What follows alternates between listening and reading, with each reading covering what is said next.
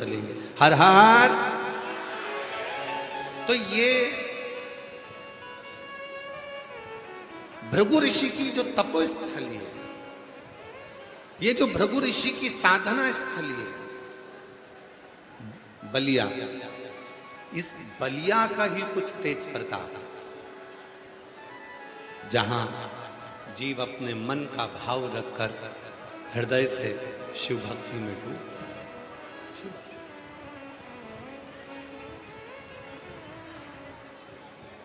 महाराज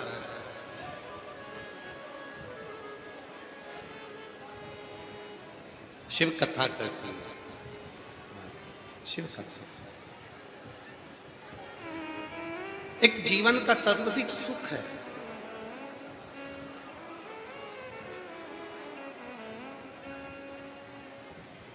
शिव नाम। शरणानंद कार्तिकेय जी जा रहे हैं, उन्होंने 3 चीजों का दर्शन किया, वन क्षेत्र का, पक्षी का, पशु।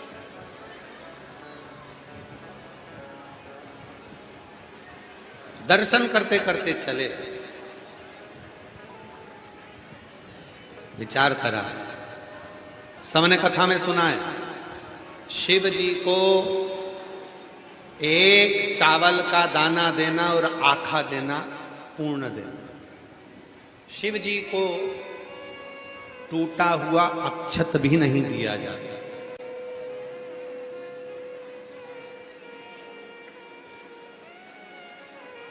श्रीफल, नारियल भगवान शंकर को फोड़कर नहीं दिया जाता, पूर्ण दिया जाता।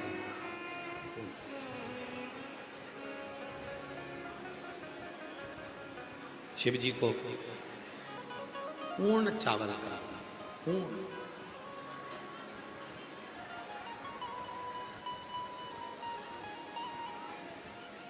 एक अच्छा नारियल होता है, एक बेकार नारियल होता है।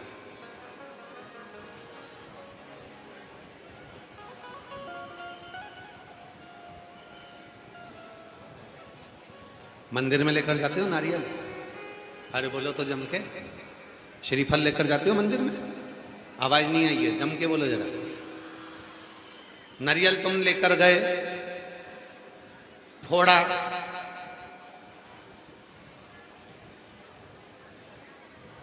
सड़ा निकल गया, घर लेकर जाओगे वापिस? अरे बोलो तो जम के नहीं। क्या करोगे? सड़ा हुआ नारियल जो फोड़ने पर सड़ा निकल गया, उसको क्या करते हो? मंदिर में ही चुपचाप से सिर पे पल्लू रख के कोने में ले जाके पटक देते हो।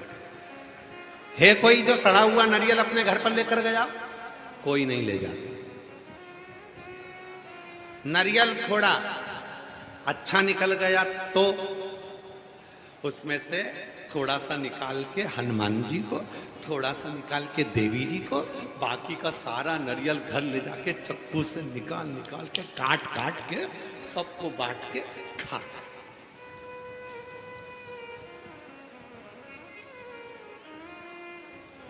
पूरा नारियल।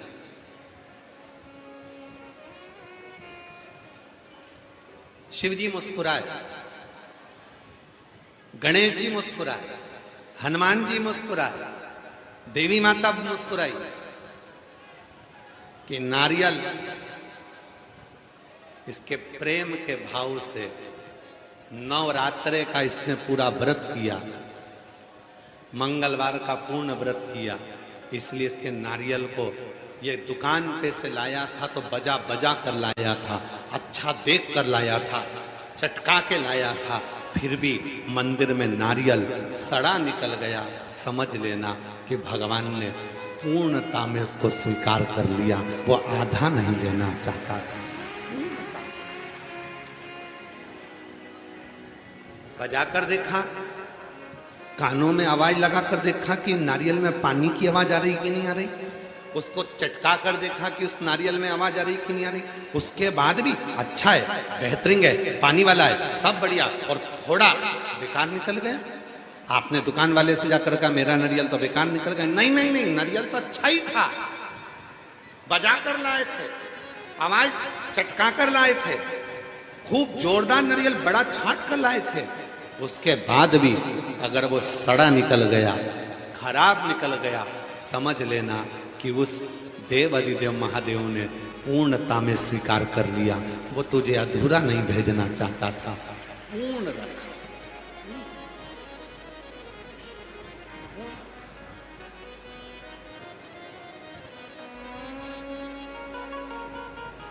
उसने अधूरा नहीं।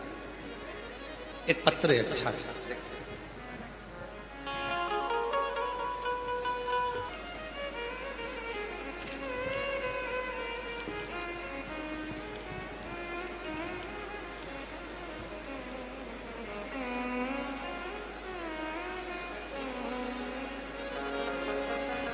बाबा ने दूसरी कृपा ऐसी करी, मेरी बहू भी नौकरी जेईई इंजीनियर पद पर मेरी बहू को भी नौकरी लग गई। आज मैं बाबा को यहाँ पर धन्यवाद देने के लिए आई हूँ। गुरुदेव, बाबा है, जब देता है तो छप्पर फाड़ कर देता है। ये शिव की ओर, शंकर की।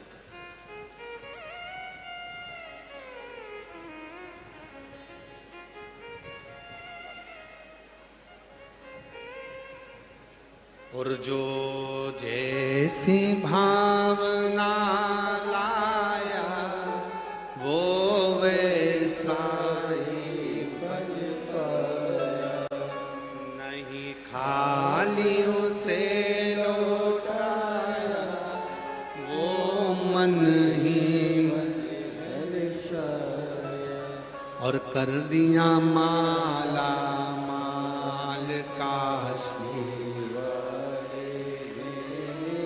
लुटा दिया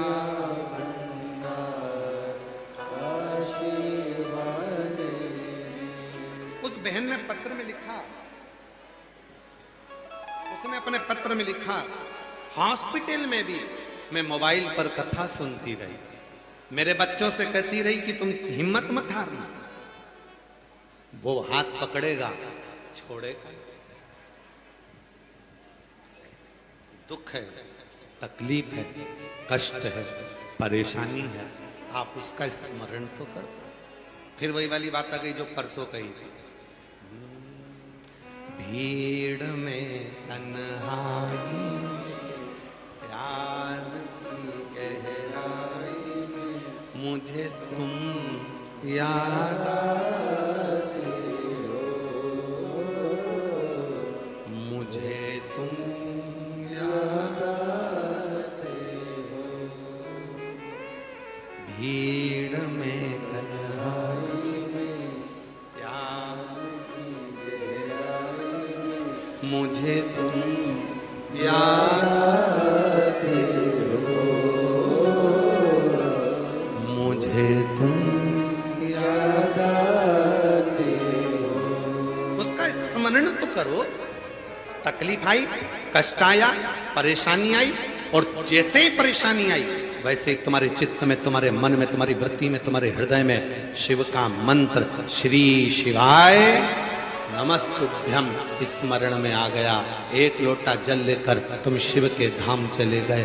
तुमने भरोसा कर कर भगवान शंकर पर पूर्ण विश्वास करा, और भरोसा कर कर जब तुम शिव के पास गए, निश्चित है तुम्हारा वो भरोसा सफल होगा और शिव तुम पर कृपा जरूर करेगा। ये निश्चित। क्यों आए हो बलिया की भूमि पर? क्यों बैठे हो इतनी तपतपाती हुई धूप में? 40-45 डिग्री टेम्परेचर में बैठकर कथा का रसतत्व ग्रहण करना। कीचड़ पानी में जब पानी गिर गया तो कीचड़ में बैठकर भी कथा का रसतत्व ग्रहण करना। क्यों आए? आने वाले एक एक भक्त को मालूम है, अगर मैं शिव की कथा के पंडाल तक गई हूं तो मेरा महादेव भी मेरे दुख मिटाने के लिए मेरे पीछे पीछे मेरे घर तक जरूर आ रहे हैं। तुमको मालूम?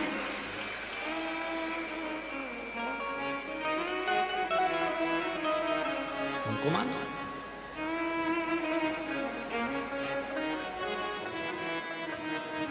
उसको मालूम? इसीलिए आप लोगों से कहते हैं अपने अपने घर के दरवाजे पर एक एक स्टिकर चिपका दो। कौन सा स्टिकर? श्री शिवाय नमस्तुभ्यम। एक स्टिकर ले जाओ, अपनी अड़ोसन को दो, पड़ोसन को दो, पीछे दो, धड़ोसन को दो, चिपका दो, क्योंकि स्मरण रहे। शिव महापुराण की विद्धेश्वर संहिता, गीता प्रेस गोरखपुर की लेकर आइए शिव पुराण, उसकी विद्धेश्वर संहिता को पढ़िए। विद्धेश्वर संहिता में लिखा है श्री शिवाय नमस्तुभ्यम बोलने वाले के मुख का मात्र दर्शन कर लो तो अपने जीवन की सारी उलझनें समाप्त होती है, अश्वमेध यज्ञ का फल मिलता है और कार्य में सफलता मिलती है। ये गीता प्रेस गोरखपुर की शिव महापुराण की कथा आप लेकर आइए शिव पुराण और उसकी विद्धेश्वर संहिता पढ़िए। तो हमें अपने दरवाजे पर जब श्री शिवाय नमस्तुभ्यम का स्टिकर चिपका देते हैं, कोई आया कुछ बुरी खबर भी बताने आया तो वो पढ़ेगा, तुम दरवाजा खोलोगी, उसके मुख का दर्शन करोगी तो कुछ तुम्हारी जिंदगी में अच्छा होना प्रारंभ हो। जो भगवान की अविरल भक्ति को धारण कर कर, भगवान के भजन को धारण कर कर, स्मरण को धारण कर कर मुक्ति के पथ को निश्चित कर।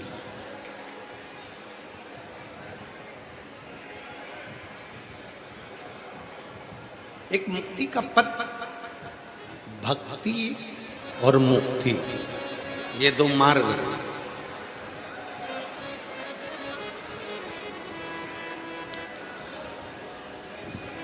दक्ष प्रजापति माता सती के पिता,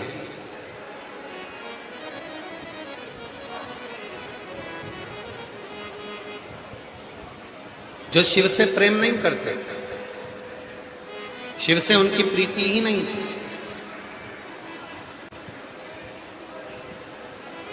भगवान शंकर से उनकी प्रीति नहीं थी। वो तो चाहते थे कि सती मैया का विवाह भी हो तो भगवान नारायण से हो जाए, ब्रह्मा जी से हो जाए, इंद्र से हो जाए, पर सती मैया शिव से ब्याह ना करे। जितना बना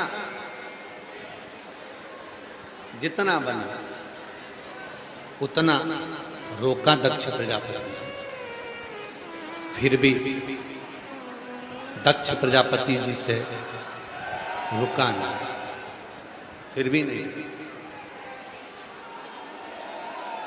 तब दक्ष प्रजापति जी ने एक स्वयंवर रख दिया और वो स्वयंवर था माता सती। वो स्वयंवर किसी दूसरे का नहीं था, वो माता सती का स्वयंवर था। सारे देवताओं को बुलाया गया, शिव जी को नहीं। शिव जी का अपमान करने के लिए एक शंकर जी की पत्थर की मूर्ति बनाकर दरवाजे पर खड़ी की। देवता अंदर आएंगे, देखेंगे, शिव जी पर देखकर शब्द कहेंगे कि शिव जी को द्वारपाल बनाकर बिठा दिया। मेरी जीजियों, मेरे जीजाओं, मेरी बेटियों, मेरे बेटाओं, मेरे बुजुर्ग माँ बाप, ध्यान देना, आज कथा का विराम दिवस है।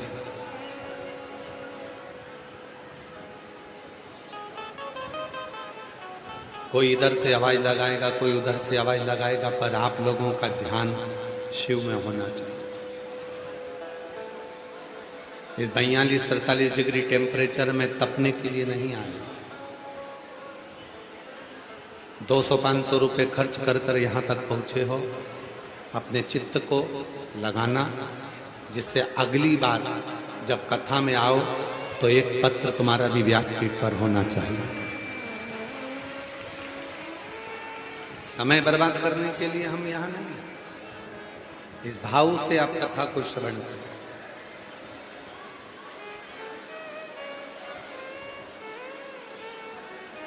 सती मैया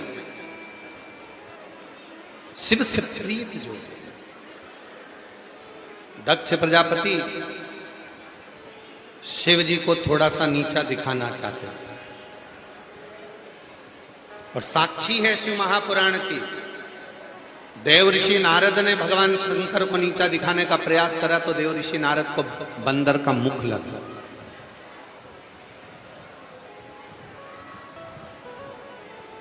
बंदर का मुख लग गया।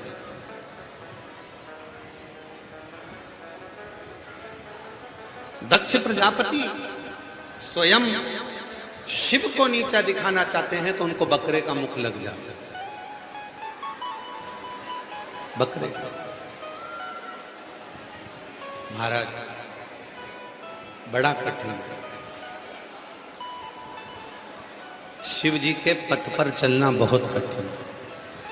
शिव महापुराण की कथा कहती है, आप शिव जी से कितना प्रेम करते हैं, शिव जी के प्रति कितनी प्रीति रखते हैं, शंकर के प्रति कितना समर्पण है आपका, ये कोई दूसरा नहीं जान सकता। आप स्वयं जाने,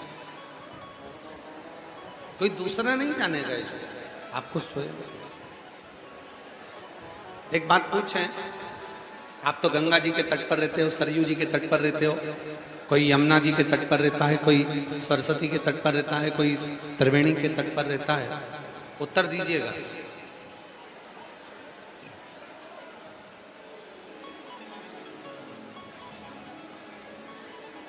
कोई आपको उठाकर नदी में पटक दे, बहुत गहरी नदी में और बहुत बड़ी नदी में, कोई ने उठाया पटक दिया नदी में,